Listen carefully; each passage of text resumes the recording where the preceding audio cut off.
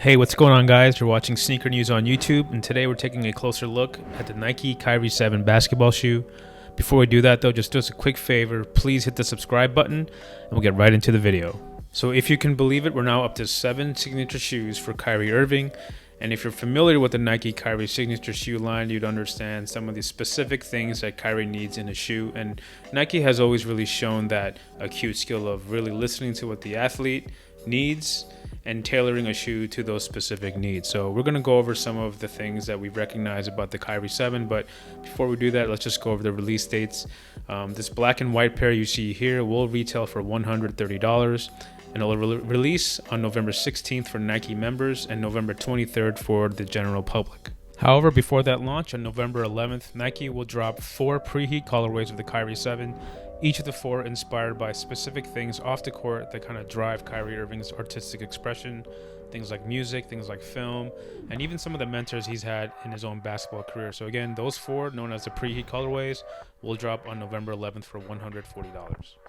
So let's take a look at the shoes and point out some of the things that are familiar to us. First off, it's the colorway. It's very similar to the black ice colorway that debuted with the Kyrie 3. That same midfoot cut is something that reminds us of the Kyrie 1 and the Kyrie 3. And even the forefoot, that sawtooth kind of detailing where the outsole rubber traction sort of scoops upwards, that's also a nod to the Kyrie 1 in some sort of ways.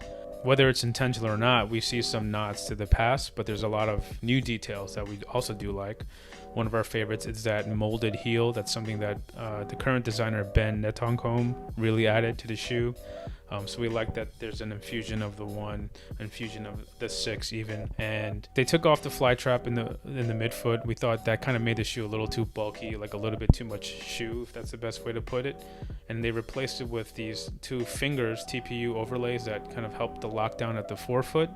But it's also a subtle nod to the number 11, which is weirdly repetitive in Kyrie's career. I mean, he wears a number 11.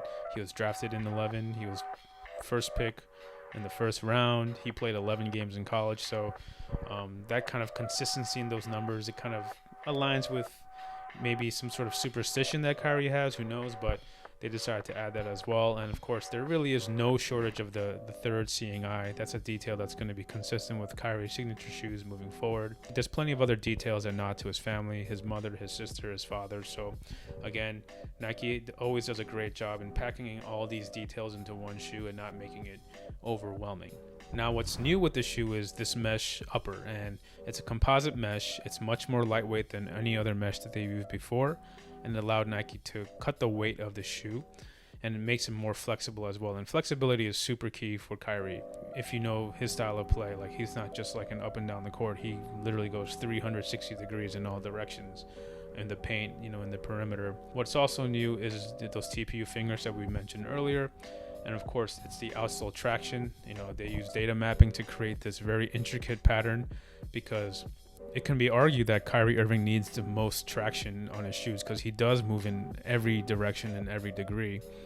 And they work closely with the NXT design studio to create a pattern based on not only in-game analysis, but when Kyrie, visits the Nike headquarters, he runs through some tests. So they're using, real-time data and making that into an outsole traction system that works not only for Kyrie, but probably for everybody else. So whether it was intended to or not, the Kyrie 7 kind of looks like a tribute to past models. There's definitely elements of the 1. There's definitely some elements of the 3. There's elements of the 5 and the 6.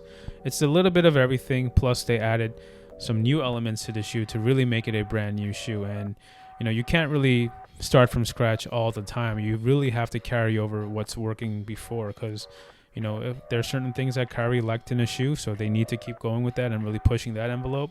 There's some things that they want to add that are new.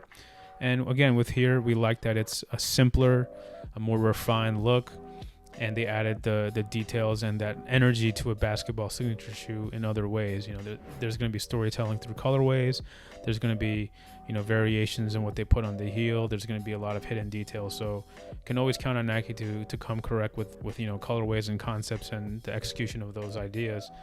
But for the shoe as a whole, great looking shoe again. One of our favorites thus far. So we hope you guys enjoyed this video, just showing you a quick look at the Kyrie 7. Again, this black and white pair will be $130, and it releases on November 16th for Nike Plus members and the 23rd for the general public. So again, let us know in the comments where the Kyrie 7 ranks among the best Nike Kyrie shoes of all time. Of course, please hit that subscribe button if you haven't yet, and we'll catch you in the next video.